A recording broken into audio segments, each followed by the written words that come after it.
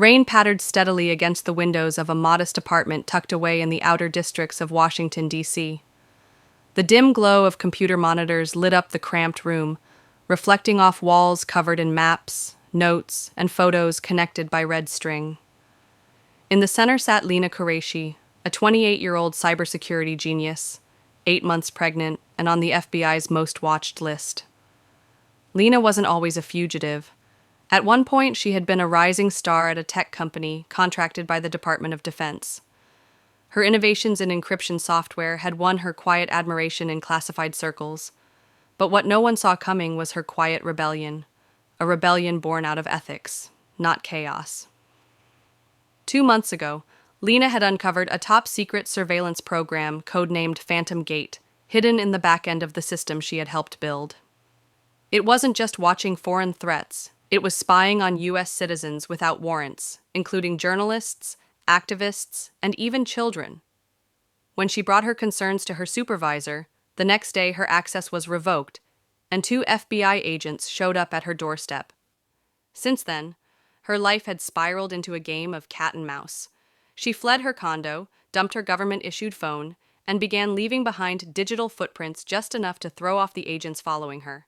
But she wasn't hiding just for herself. Inside her, a life was growing, and Lena had made a promise. No child of hers would be born into a system built on secrets and unchecked power. The FBI was now watching her every known associate, tracking transactions, tapping old contact numbers. They considered her a threat to national security, armed not with weapons, but with information. And information, they knew, could be more explosive than any bomb. Agent Ronald Beck, a 15-year Bureau veteran, had been assigned to the case. He had seen it all: cyber terrorists, whistleblowers, digital anarchists. But something about Lena didn't fit. She was methodical, precise. Every move she made suggested deeper planning, not desperation. That made her dangerous. "This girl isn't just running," Beck muttered, studying a profile photo of her taped to his office wall. "She's building toward something." He was right. Inside her current safe house, an abandoned bookstore converted into a makeshift lab, Lena was finishing a project she had started the night she ran. A small hard drive sat in her hand, glowing faintly.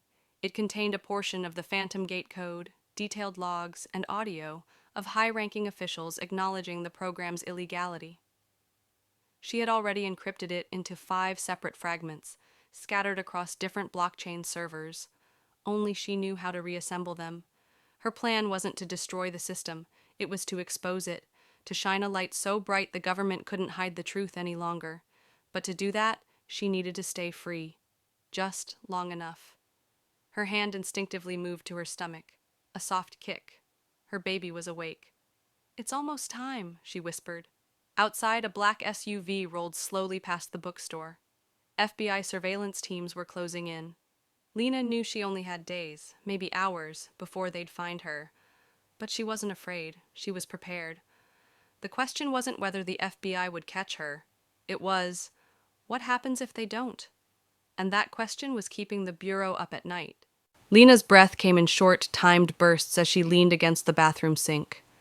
She stared at herself in the cracked mirror, dark circles under her eyes, sweat clinging to her forehead, her belly heavy and low. Time was running out. She pulled a small syringe from the first aid kit beneath the sink. Inside was oxytocin, a hormone used to induce labor, not enough to cause harm, just enough to mimic early contractions. Her contact, a former trauma nurse named Mara Singh, had instructed her carefully. She injected it slowly into her thigh, wincing at the sting. Then she waited. 10 minutes later, she dropped to the floor with a sharp cry clutching her abdomen. She was alone, but loud enough to be heard, on purpose. Upstairs, an FBI tech analyst monitoring her through a concealed audio bug picked up the commotion. "She's screaming," he muttered, yanking off his headset. "Could be labor." Agent Ronald Beck nearby turned sharply. "Call in the ambulance." Now, by the time paramedics arrived, Lena was lying on a stretcher, her breathing erratic but controlled. 2 field agents accompanied her into the ambulance, one seated at her head, the other near her feet. She gave no sign that she recognized the paramedic who took her vitals, Mara, wearing a regulation mask and gloves. Vitals stable, Mara said calmly. But she's showing signs of early labor.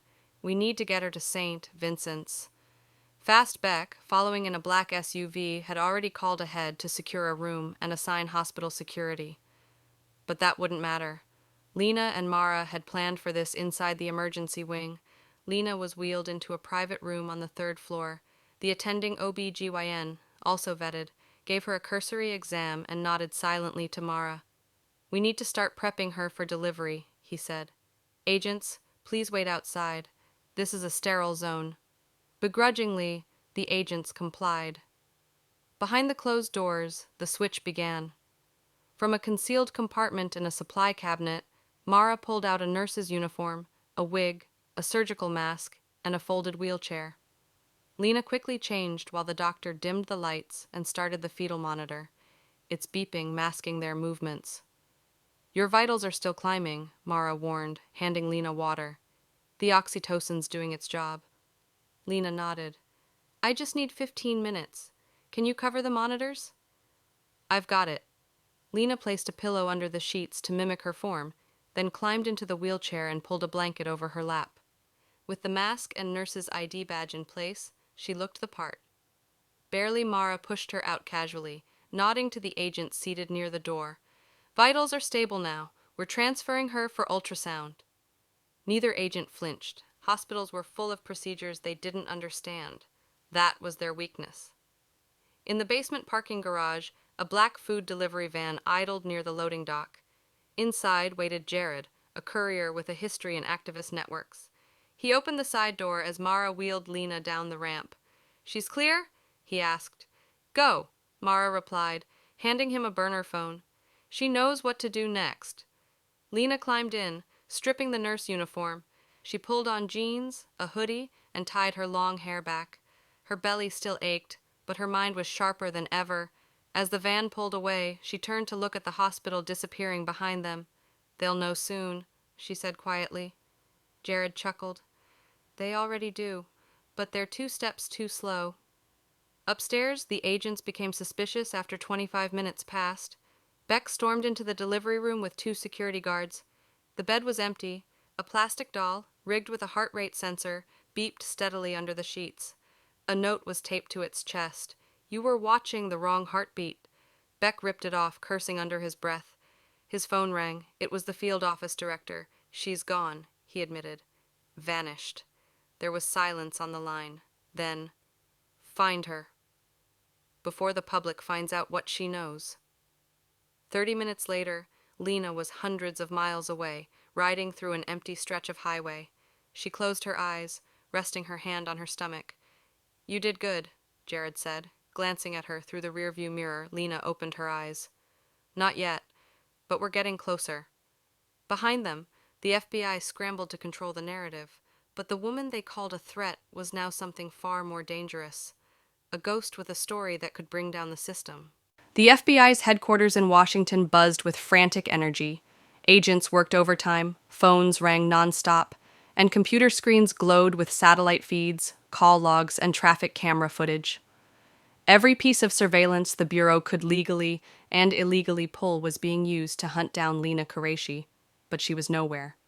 The woman they thought they had under constant surveillance had slipped away from a secure hospital, disguised and untraceable. To Agent Ronald Beck, it felt like chasing a shadow, a very pregnant, very brilliant shadow. Someone inside helped her, Beck growled, pacing the operations room. This wasn't random.